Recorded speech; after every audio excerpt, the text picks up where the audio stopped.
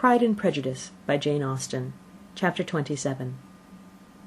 With no greater events than these in the Longbourn family, and otherwise diversified by little beyond walks to Meryton, sometimes dirty and sometimes cold, did January and February pass away. March was to take Elizabeth to Hunsford.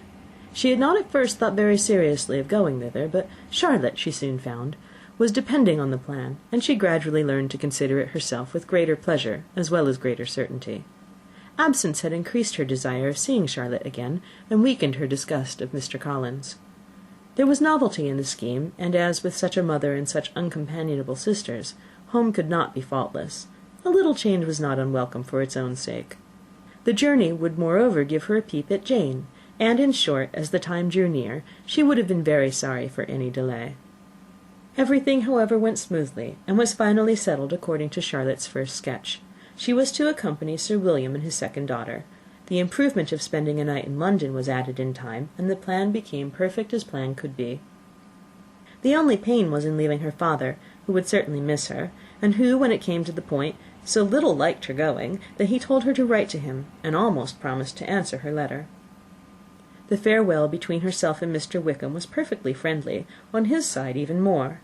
His present pursuit could not make him forget that Elizabeth had been the first to excite and to deserve his attention, the first to listen and to pity, the first to be admired, and in his manner of bidding her adieu, wishing her every enjoyment, reminding her of what she was to expect in Lady Catherine de Bourgh, and trusting their opinion of her, their opinion of everybody, would always coincide, there was a solicitude, an interest which she felt must ever attach her to him with a most sincere regard, and she parted from him convinced that, whether married or single, he must always be her model of the amiable and pleasing. Her fellow travellers the next day were not of a kind to make her think him less agreeable. Sir William Lucas and his daughter Maria, a good-humoured girl, but as empty-headed as himself, had nothing to say that could be worth hearing, and were listened to with about as much delight as the rattle of the chaise. Elizabeth loved absurdities, but she had known Sir William's too long. He could tell her nothing new of the wonders of his presentation in knighthood, and his civilities were worn out like his information.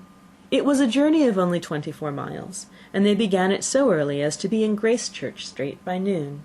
As they drove to Mr. Gardiner's door, Jane was at a drawing-room window watching their arrival. When they entered the passage, she was there to welcome them, and Elizabeth, looking earnestly in her face, was pleased to see it healthful and lovely as ever. On the stairs were a troop of little boys and girls, whose eagerness for their cousin's appearance would not allow them to wait in the drawing-room, and whose shyness, as they had not seen her for a 12-month, prevented their coming lower. All was joy and kindness. The day passed most pleasantly away, the morning in bustle and shopping, and the evening at one of the theatres. Elizabeth then contrived to sit by her aunt. Their first object was her sister, and she was more grieved than astonished to hear, in reply to her minute inquiries, that although Jane always struggled to support her spirits, there were periods of dejection. It was reasonable, however, to hope that they would not continue long. Mrs. Gardiner gave her the particulars also of Miss Bingley's visit in Gracechurch Street, and repeated conversations occurring at different times between Jane and herself, which proved that the former had, from her heart, given up the acquaintance. Mrs. Gardiner then rallied her niece on Wickham's desertion, and complimented her on bearing it so well. "But, my dear Elizabeth," she added, "what sort of girl is Miss King? I should be sorry to think our friend mercenary." "Pray, my dear aunt, what is the difference in matrimonial affairs between the mercenary and the prudent motive? Where does discretion end and avarice begin? Last Christmas you were afraid of his marrying me because it would be imprudent, and now, because he's trying to get a girl with only 10,000 pounds, you want to find out that he's mercenary. If you will only tell me what sort of girl Miss King is, I shall know what to think." "She's a very good kind of girl, I believe. I know no harm of her." "But he paid her not the smallest attention till her grandfather's death made her mistress of this fortune." "No, what should he? If it were not allowable for him to gain my affections because I had no money, what occasion could there be for making love to a girl whom he did not care about, and who was equally poor?" "But there seems an indelicacy in directing his attentions towards her so soon after this event. A man in distressed circumstances does not have time for all those elegant decorums which other people may observe. If she does not object to it, why should we?" "Well, her not objecting does not justify him. It only shows her being deficient in something herself, sense or feeling." "Well," cried Elizabeth, Have it as you choose. He shall be mercenary, and she shall be foolish." "No, Lizzie, that's what I do not choose.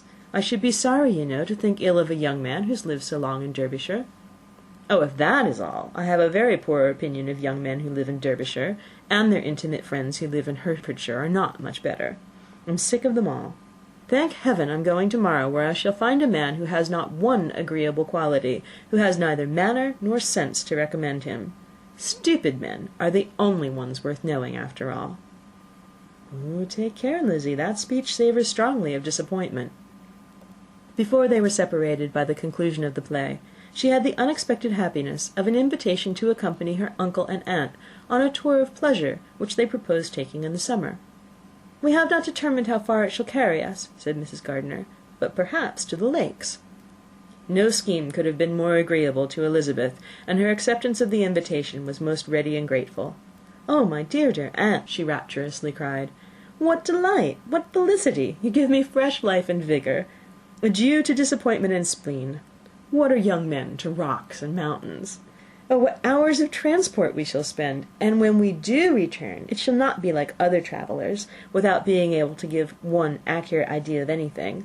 We will know where we have gone. We will recollect what we have seen.